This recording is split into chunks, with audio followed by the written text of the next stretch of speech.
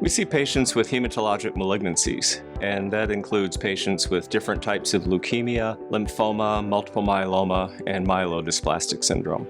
We take care of patients from diagnosis through transplant, through long-term maintenance therapy. When one of our patients meet with us for the first time, they come to the clinic, we want to make sure that they're completely set up for success through their treatment. They meet with a lot of disciplines that day and get to know everybody. There'll be the main physician that's in charge of their care, but that physician also works with a team of nurses and physician assistants, pharmacists that also help make sure the patient gets all their care needs met.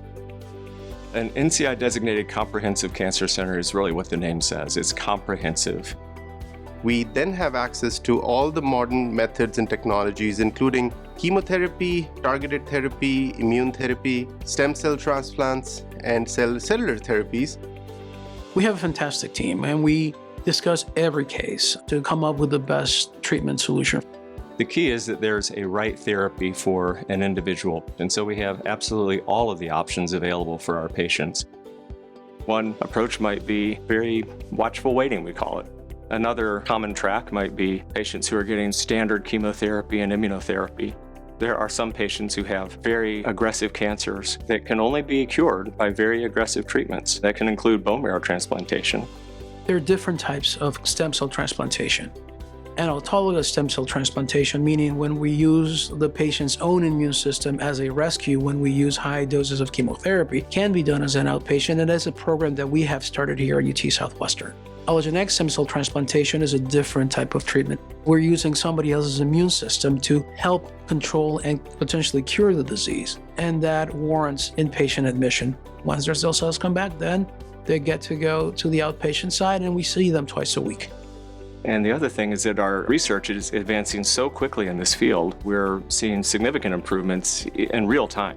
With CAR T-cell therapy, we're taking the patient's immune cells called T cells. We're inserting a gene into those T cells, and it causes them to attack those cancer cells, which they would not have recognized otherwise. We see about 1,500 new patients a year. We do about 140 stem cell transplants a year and about 70 CAR T-cell infusions a year.